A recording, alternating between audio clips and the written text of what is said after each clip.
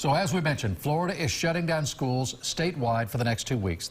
You guys remember when we were given 2 weeks off of school because of some weird illness? Then it turned into a year. Remember this? Waking up, getting our computer for remote classes every day. Extroverts were dying to get some time to hang out outside. Meanwhile, introverts didn't even notice there was a lockdown. Let's see what that did to Gen Z.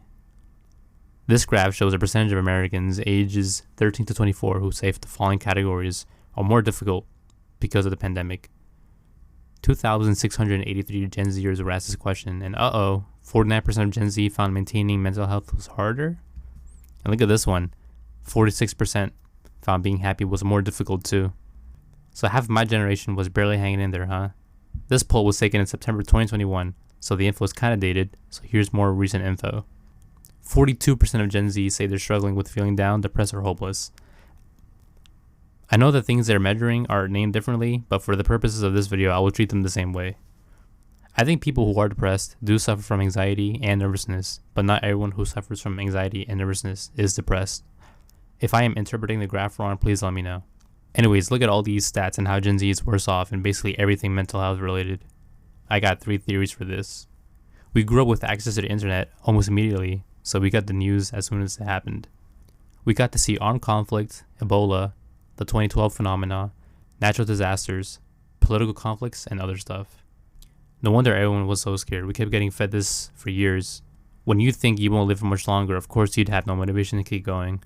My second theory is as Gen Z is actually soft. Some of us weren't old enough to grasp how serious the 2008 recession was. Some of us never witnessed 9/11, the Y2K scare, and so on. Despite these setbacks, older generations aren't as mentally unwell as Gen Z. So what's going on? It might be a combination of both. Gen Z fears are pretty doomsday-y, if that's even a word. Humanity ending diseases and global catastrophic events do sound scarier than the economy taking a downturn. However, unlike the older generation's fears and problems, they were mostly resolved. Gen Z fears are ongoing and pretty broad, and thanks to social media, we're constantly being fed with up-to-date videos and news. Getting hit with constant fear is a great way to demoralize a generation of people. My third and probably most controversial opinion is that social media is making being sad trendy. I think overall it is a good thing that people are speaking about mental health, but people tend to do things to give them attention. If being depressed is trendy, some people might self-diagnose themselves just for the attention. I wouldn't be surprised if this is incorrect, or at least it's only a little bit true. My non-scientific guess is less than 2% of people who are diagnosed are just doing it for clout. Regardless of that, a large amount of Gen Z do suffer from poor mental health. However, I try to look at the positives no matter how small. With increased mental resources, Gen Z will probably be the most empathetic generation. I can understand how several kinds of people might see that this is a weakness, but I believe there should be a balance of empathizing and self-improvement. It will be hard to do, but I really think it's up to our generation to find a more efficient way to maximize our mental well-being. To keep the positive train going, here's another reason I like Gen Z. Lazy, entitled, quitters. Gen Z have been labeled the hardest generation to work with. But are the people born between the 90s and 2010 really that difficult? Or do they have a thing or two to teach the world about work-life balance? Yeah, so this is a pretty good thing overall. It's still pretty early to tell, but Gen Z has the right idea when it comes to work. You're there for the money and nothing else. This could lead into the minimum wage and minimum effort argument, which is also terrible. Those are the worst kinds of people to work with. I can also see the older generation's point of view too. We have a huge problem with professionalism in the workplace. The amount of times people my age came late to work or had a bad attitude or just looked unprofessional relative to the work setting was way higher than it should have been. This happens with older people too, but it is very prominent with Gen Z. They might also say we lack ambition, or as the video said, lazy. But with the cost of everything going up, I kind of have to take Gen Z's side here. I used to be a very work hard and save money person, but if the value of the dollar keeps going down, it makes more sense to spend the money as soon as you possibly can to get the full value out of it. The less time you spend at work, the more time you have to enjoy yourself. It's not a good way to live, but it's becoming increasingly difficult to judge people based on their spending habits nowadays. Speaking of nowadays, why does every Gen Z have Instagram? The older generation is right about technology. It's detrimental. You guys ever go outside and everyone's on their phones? Oh, wait a second, that's us. We're everybody. An average of 7 hours a day on your phone is wild. That's basically a full-time job. Older generations do have their problem with distractions, but this time is really different. Short attention spans, constant mental stimulation, and I even heard this one guy's kid relied on his Chromebook to autocorrect him for his misspelled words. After a certain point, it'll be pretty hard to come up with your own thoughts. This might sound controversial, but I think phones should be banned in schools. I know that's a safety issue nowadays, but if there's a way for the phone to be taken away at the start of class, it might force some kids to pay attention more. And then the phone will be, returned to the student at the end of class or during an emergency or something. Speaking of education, more and more Americans are asking themselves, is a college degree still worth it? With inflation hitting American pockets hard and tuition costs rising, folks are rethinking higher education. In fact, some 2/3 of Americans, according to a new survey, believe that well-paying, stable jobs can be obtained with only a high school diploma or GED. Looks like Gen Z is making college less and less important. In this poll of 1,300 13 to 18-year-olds, 22% are interested in trade school or technical schools. I have also noticed a trend in real life of more and more younger Gen Z members strongly considering trade school instead of college. Now, I understand that college greatly increases the chance of success, but those college loans are insane. The last thing people want to do is owe someone else money. That degree also does not guarantee a job either.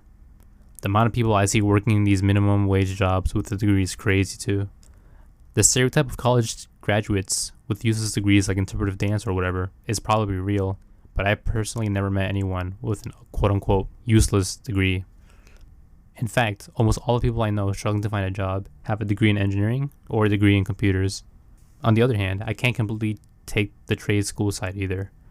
Don't get me wrong, I went to a technical school and got into computer repair and had good jobs, but I consider myself one of the lucky ones. There are other trade jobs like electrician, plumber, and other construction professions that have the potential to pay extremely well, but also destroy your body in the process. Despite this, I think more people will strongly consider entering the workforce or going to trade school over college. Technical training immediately after high school worked amazingly for me and might work for several other people, but I've also seen college work amazingly for other people as well. Gen Z has the right idea in choosing college alternatives. You know what else Gen Z has the right idea about? Who feels that a majority or a good percentage of our politicians are maybe too old for the job that they're doing? There's a possibility. I might get called ageist for this, but I really think people after a certain age should not be allowed to be in the position of power. The same way a person can't vote before they turn 18, some people can't vote or run for office after a certain age. You know that exaggerated statistic where a boomer bought their house in his 60s for like $4,000 or something and complained about Zoomers not working hard enough? It's like, bro, you already won a life and you won't stick around much longer to see the policies you vote for be implemented. Maybe I'm in the wrong and the older generation has some insight that I haven't been in line with yet. Speaking of the older generation, this one will be the most controversial thing I say in this video. But I'm pretty sure Gen Z was brainwashed. Hear me out. When's the last time we heard about the ozone layer? How come we've known about climate change for decades, but it's only starting to become a problem now? There's other problems too, but these two in specific are weird to me. Younger children are very impressionable, and I think for our generation, we were taught all about the world problems and fear never really went away. It's crazy because if you tell someone my age that I don't care about the environment, they will call me evil. No amount of convincing will change their mind. On one hand, it's good that they are sticking to what they believe in, but who taught them that in the first place? I'm sure every generation has their fair share of brainwashing to some extent, and Gen Z's happens to mostly be about climate change.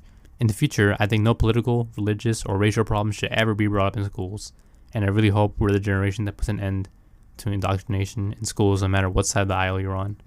Those sorts of issues should be discussed when the children are a little older, ideally around the ages of 14 or 15. But that's just my opinion. And yeah, on that note, I think tough times are up ahead for us, Gen Z. All these armed conflicts, and we're military age too. Or I might be fear-mongering, I don't know. Who knows? We might just be the comeback generation. Anyways, thanks for watching. Like and subscribe if you want to hear more of my stupid rants.